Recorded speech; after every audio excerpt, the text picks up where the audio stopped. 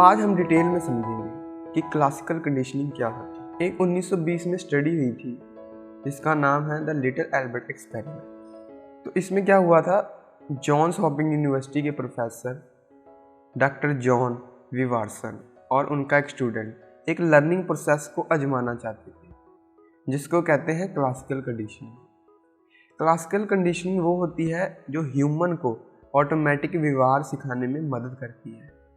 एक एल्बर्ट भी नाम का बच्चा जो अभी 9 महीने का था, उस पर यह एक्सपेरिमेंट किया गया। वॉटसन ने उस बच्चे के सामने कई खिलौने रखे, एक खरगोश, एक बंदर, एक सफ़ेद चूहा और कुछ कागज रखे एंड ऑब्जर्व किया कि बच्चे का उन खिलौने के प्रति क्या रिस्पॉन्स है। तो ये देखा गया कि बच्चा उन चीज़ों के साथ अब खेलने लगा है। अब कुछ देर बाद जब बच्चे ने सफ़ेद चूहा पकड़ा तो वॉटसन ने 2 मेटल की पाइप को टकरा कर बच्चे के कान के पास बहुत ऊंची आवाज़ पैदा की और वो बच्चा डर गया और रोने लगा। कुछ देर बाद जब बच्चा चुप हुआ तो जैसे बच्चे ने फिर सफ़ेद चूहे को पकड़ा तो वॉटसन ने फिर वैसा ही किया और फिर आवाज़ निकाली और बच्चा डर गया और बच्चा फिर रोने लगा। उन्होंने फिर सफ़ेद चूहा उस बच्चे के सामने से साइड कर दिया और जब वो चुप हो गया तो उसके सामने फिर चूहा रखा गया। तो जैसे ही सफ़ेद चूहा उस बच्चे के सामने आया, बच्चा फिर से रोने लगा, लेकिन इस बार कोई भी आवाज़ नहीं निकाली गई थी। तो इस 4-5 घंटे की ऑब्जर्वेशन से ये पता चला कि वो बच्चा अब उस चूहे से डरने लग पड़ा है, बहुत ज़्यादा डरने लगा है। अब वो बच्चा उसे छू भी नहीं सकता। और इस एक्सपेरिमेंट से ये पाया गया कि कैसे क्लासिकल कंडीशनिंग यूज़ कर सकते हैं इमोशनल रिस्पॉन्स को मैनिपुलेट करने के लिए। तो ये थी study the little Albert experiment. इसमें वो बच्चा चूहे से डरने लगा, उसके डरने का कारण था, लेकिन एक्चुअली में देखा जाए तो डरने का कोई कारण नहीं था। वो तो फिर भी एक 9 महीने का बच्चा था, लेकिन 99% ऑफ द पॉपुलेशन भी इसी क्लासिकल कंडीशनिंग में फंसे हैं जो कि सोसाइटी द्वारा की जा रही है। जैसे उस बच्चे की कोई गलती नहीं थी उसके डर के पीछे, वैसे ही आपके डर के पीछे भी आपकी कोई गलती नहीं है। लेकिन एक 9 महीने के बच्चे का माइंड इतना विकसित नहीं हुआ होता कि उसे कोई समझाए और कारण बताए तो वो समझ जाए।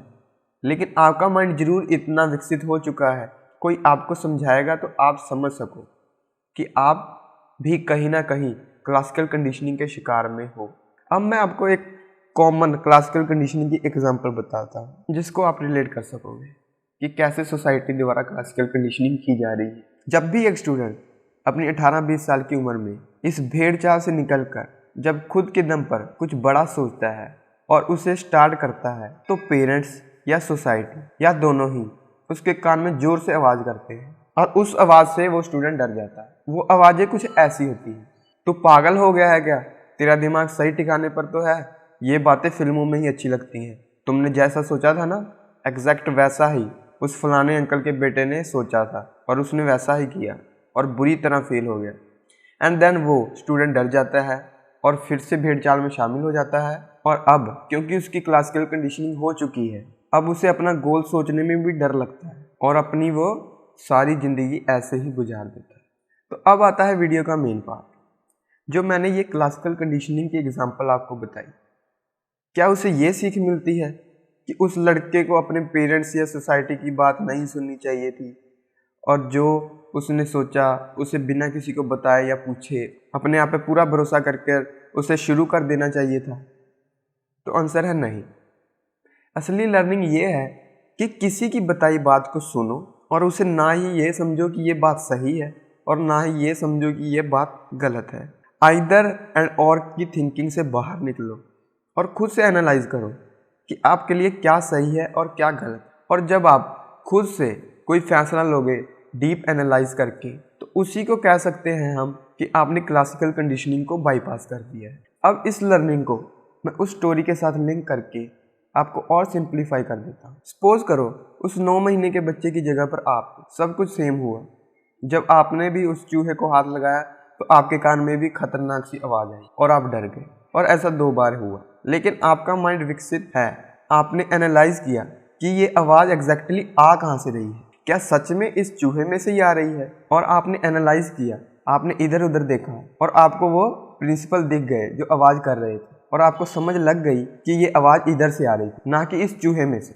और अगर एनालाइज करने के बाद आपको ये पता चलता कि वो भयानक सी आवाज़ तो सच में इस चूहे में से ही आ रही है और वो आवाज़ आपको बिल्कुल भी पसंद नहीं, तो उस कंडीशन में आपका उस चूहे को भूल जाना ही सही ऑप्शन थी। तो आई होप इस वीडियो से मैंने आपको जो थॉट प्रोसेस बताया आपको वो समझ में आ गया होगा। तो मिलते हैं नेक्स्ट वीडियो में और लास्ट में यही कहूँगा, your mind is your world, make it right. Good bye.